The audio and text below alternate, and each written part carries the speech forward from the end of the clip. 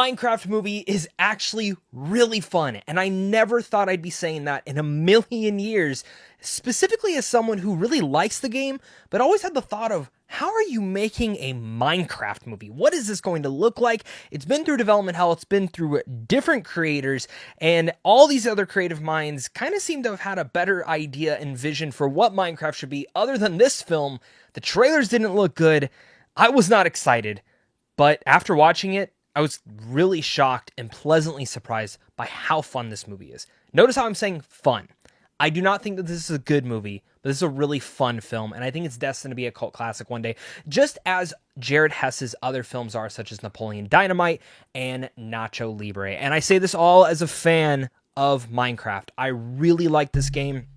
I've been playing it since its heyday, and this movie really delivered on everything that a fan would want. But also, as like someone, if you don't know what Minecraft is, I think you might like this if you like Napoleon Dynamite and Nacho Libre. But the best way to review a Minecraft movie is if we actually jump to the game.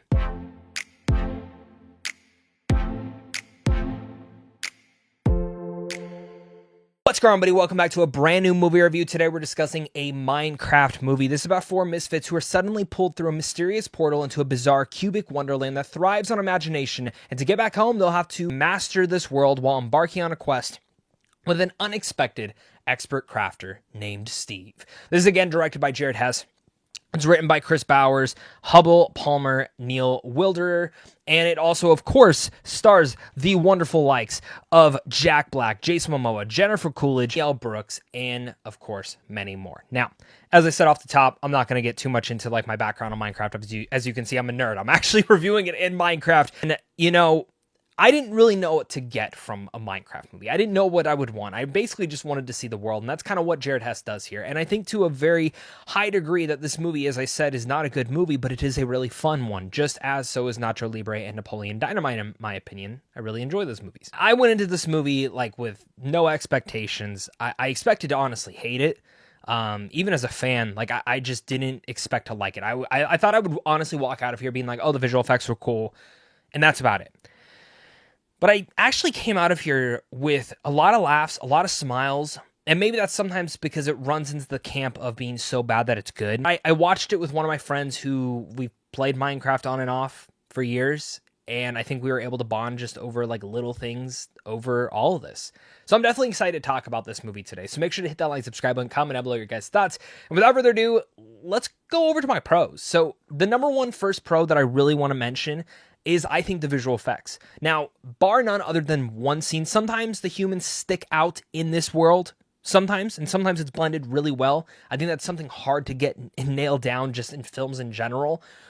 Only masters like James Cameron can possibly do this, but when you're dealing with Minecraft, a very cubic wonderland that's completely fake and imaginary, obviously you have to do unique things with this. Now, I thought the visual effects, the style, the usage, the look of all the different creatures, characters, animals, and again, just the world itself, I thought was fantastic. As a fan of the game, I think it's even more impressive. As someone who's just watching this and, you know, you put in the back of your head like, okay, is this good, is it not?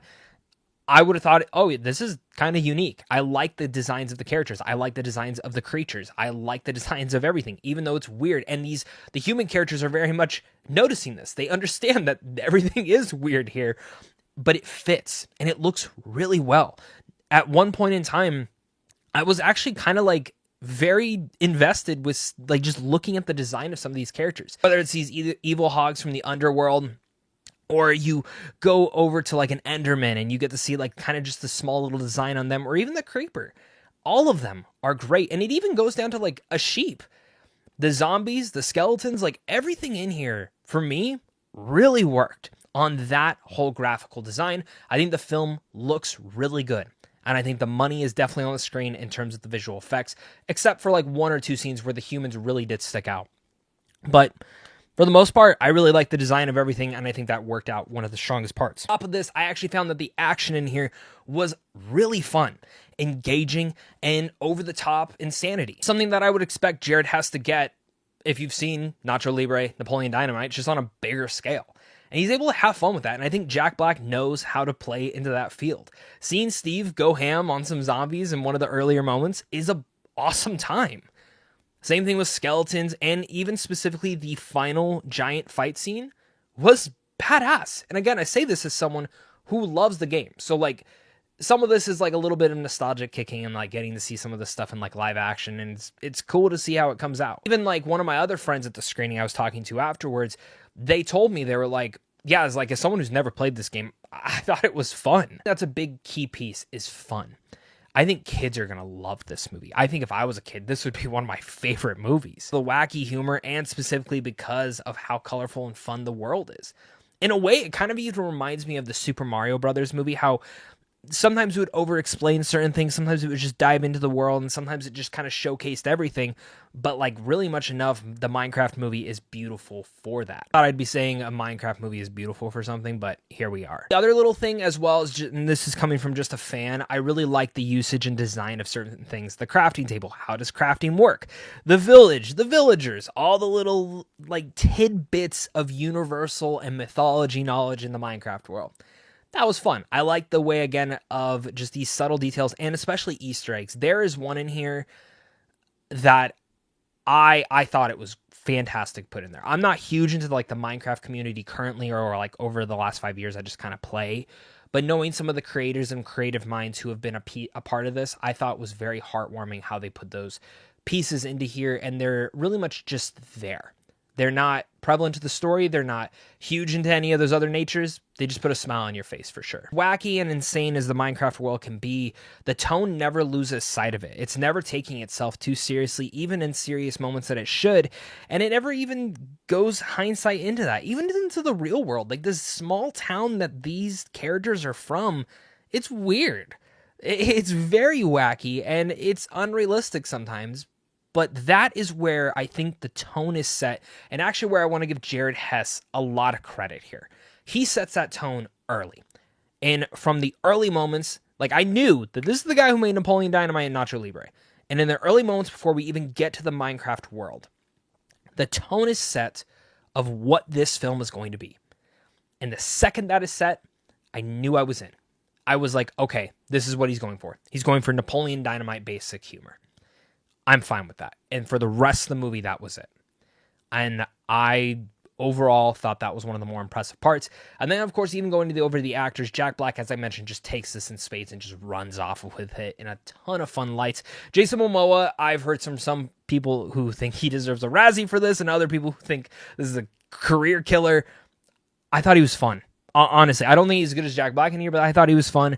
Emma Myers, also really good. Sebastian Hansen, I also think is great. Danielle Brooks, I think she was a little bit underutilized, but still fun. And Jennifer Coolidge, I think if you like Jennifer Coolidge, you're going to like her little subplot she has in here. I wish they would have gone a little bit more of an extra mile with that, but I understand that this is a kid's movie, so I don't think they were ever going to do that. At the end of the day, maybe you could have written and gotten rid of that character, but whatever. This is where it kind of takes me now to my cons more. And again, as much as I really liked the movie and I had fun with it, I can't say in good heart that this is a good made movie.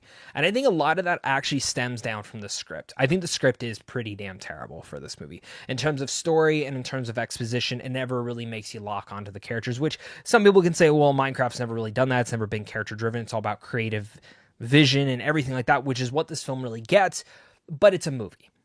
And if you want me to tell you that this movie should go that extra mile, it should. It should have found a way to get that extra mile. I think Nacho Libre and Napoleon Dynamite kind of have that heart and charm to it, which I think the Minecraft movie bleeds a little bit of, but I think that thanks to the world, not the script itself, where Napoleon Dynamite and Nacho Libre have that sense to it because of the script itself, because of the wacky and tonal thing that Jared Hess is able to put in here, and even the performances. But I think the script is what lacks a lot of that. And some of that is the over-explanation of everything. It feels like the studio here was saying, you need to explain every little detail. So it feels like when something pops on screen, they have to explain it. How does this world work? They explain it. How does the crafting work? They explain it. And for someone as the game, it's easy to follow, but I can see anyone watching this getting annoyed at that. Like, there should have been more meaningful ways to deliver that exposition, or even deliver certain things. And even other things where, like, they may not have explained it. As someone who's, like, again, on and off, but not super deep into the lore or anything, there's certain things that I wish they would have dove into a little bit more. How does it work? How does this work? So it's like they over-explain, like, the easy stuff, in my opinion. And for me, I I think that's where the film really falters, and in taking too much time to over explain stuff, I found personally that the rest of the film should have had more heart to it, at least with its characters and its relationship with certain ones. Like brother and sister dynamic in here, you would expect for that to be like more in depth, and it's not. Con too, but this doesn't go towards me. I can see people just thinking this movie's stupid. Stupid, dumb, don't understand why anyone would enjoy this. I would get it. But I would also say, do you like Nacho Libre? Do you like Napoleon Dynamite? Oh, you don't?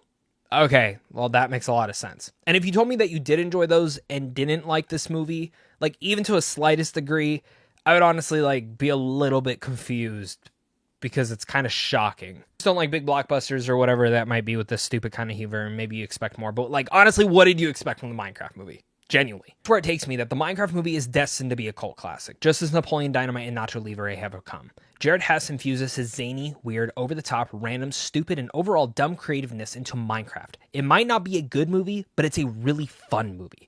And it's one that I would recommend. I would recommend it to families. I would tentatively recommend it to people who have never really liked Nacho Libre and, you know, Napoleon Dynamite. I really don't think you would enjoy this, but I think if you are someone who likes those two movies specifically and likes that tone, you will enjoy the Minecraft movie for what it is. I think there was ways that this movie could have been better. I think some of the original concepts and ideas that have been spread out throughout the years honestly were the direction and the way that it should have gone. I still think this should have been animated as well, but this is the product we have. This is the film we have. This is the movie we have. We're judging it for the movie we have, not from other things. And with that said, I enjoyed it. So a Minecraft movie for me, it's going to get a C+.